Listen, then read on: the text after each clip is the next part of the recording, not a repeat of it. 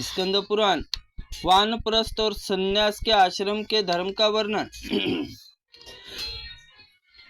नाना प्रकार की नारकी यातना भोगनी पड़ती है। कर्म दोष के कारण मनुष्य अनेक प्रकार की गति होती है। यह शरीर अत्यंत परमात्मा नित्य है। सब बातों देखकर इस पर भली भांति विचार करके मनुष्य जहाँ कहीं जिस आश्रम में भी रहे वो मोक्ष के लिए प्रयत्न करता रहे।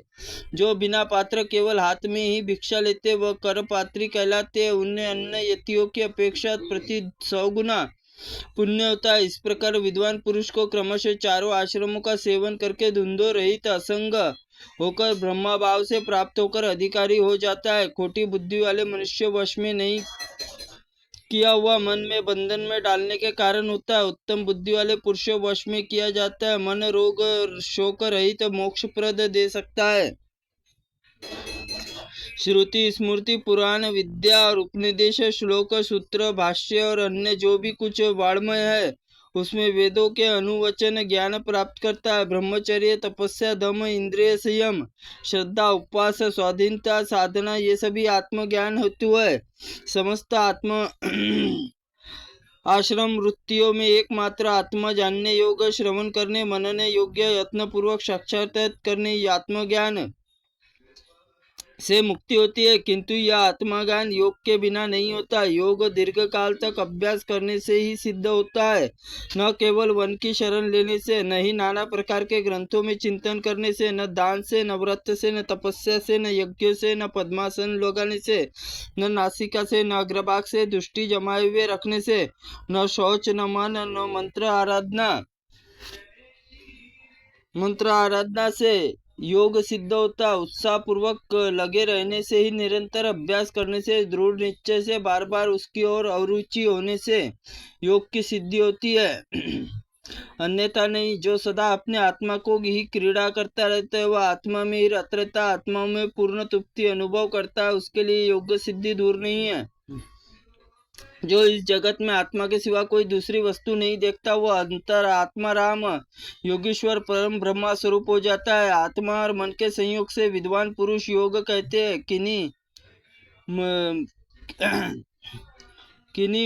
किन्हीं के मत में प्राण अपान वायु सम्यक मिलन योग, अज्ञानी के विषय में इंद्रियों संयोग योग, परंतु जिसका चित्त विषय आसक्त हो उसमें मोक्ष दूर है। उसमें क्योंकि जिसका रोकना अत्यंत कठिन है उसमें मन में वृत्ति जब तक निवृत्ति होती है, जब तक योग चर्चा निवृत्ति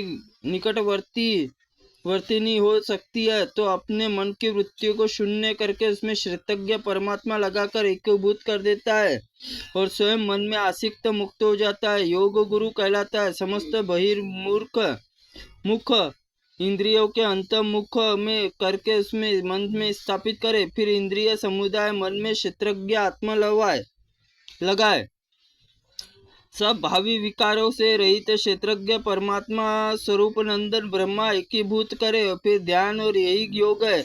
शेष में जितनी बातें सब ग्रंथ विस्तार मार्ग के जो नित्य अभ्यास में लगा हुआ है वही सदा ब्रह्मा परमात्मा स्वयं स्वेद है होता है। सनातन परम ब्रह्मा सूक्ष्म होने के कारण वाणी द्वारा जिस किसी के संकेत द्वारा भी नहीं बताया जा सकता।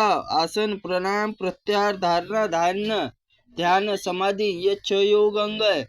साधन जिसके लिए स्थिरता सुखपूर्वक बैठ जाए वही आसन है। योगी द्वारा सिद्धासन शीघ्र ही योग सिद्धि देने वाला है। इसके अभ्यास से शरीर प्रतिदिन दृढ़तर होता जाता है। योग वेता पुरुष दाहिने पैर में बाई जांग पर रखकर बाएं जांग को दाहिनी जांग पर रखे पद्मासन कहलाता है। इसी प्रौढ़ दृढ़ता पूर्वक बांधे हुए कला पर जानने व पुरुष दोनों हाथ पीछे कर लगाकर दोनों पैर के अंगूठे पद्मासन अभ्यास मनुष्य को शरीर को सुदृढ़ होता है अथवा जिसके स्वास्तिक आसन पर बैठने के साधक सुख मालूम होता है वैसे उससे बैठकर योगवेता पुरुष योग अभ्यास करे।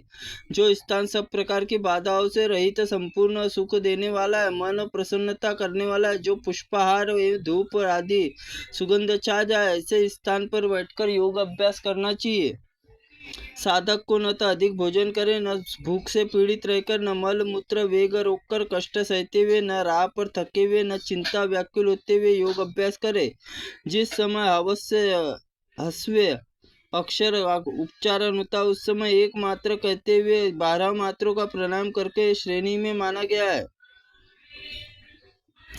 ध्वनि 24 मात्राओं का प्राणायाम मध्यम कहा गया है और पहले तीनों गुणी से अर्थात 36 मात्राओं का प्राणायाम उत्तम कहा गया है। ये स्वदेश कंप विषाद उत्पन्न करने वाले, इनमें प्रथम अर्थात 12 मात्रा वाले प्राणायाम द्वारा धीरे धीरे पसीने को जीते, द्वितीय अर्थात 24 मात्रा वाले प्राणायाम कंप द्वारा जीते और तृतीय 36 मात्रा वाले प्राणायाम का विषाद विजय पाए। इसमें योगी प्राणायाम सिद्ध हो जाता है। केवल क्रमशः सेवन करने से सिद्ध प्राण के जहाँ योगी इच्छा होती है वहाँ उसे ले जाता है। प्राण वायु यदि हठपूर्वक रोका जाता है तो उसे रोग कूपों में मार्ग से निकल जाती है, देह विदीर्ण हो जाता है, कोढ़ आदि रोग पैदा हो जाता है। अतः जंगलों में हाथी क्रमश विश्वास दिलाकर उसे वश में किया जाता है।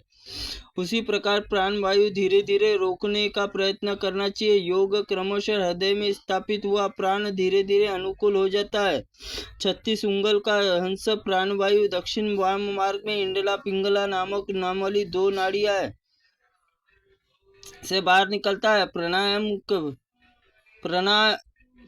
प्रयाण के करने से उसे प्राण कहते हैं। इसमें समस्त नाड़ी चक्र शांत होकर शुद्ध हो जाता है। योगी और पुरुषों में प्राणायाम रोकने में समर्थ होता है। दृढ़ता पूर्वक आसन पर बैठकर योगी यथाशक्ति चंद्र नाड़ी युड़ा मार्ग में नासिका वाम छिद्र प्राणवायु भीतर करके तत्पश्चात सूर्य मार्ग पिंगला नाड़ी नासिका से दाहिनी छिद्र से उसे बाहर निकाले।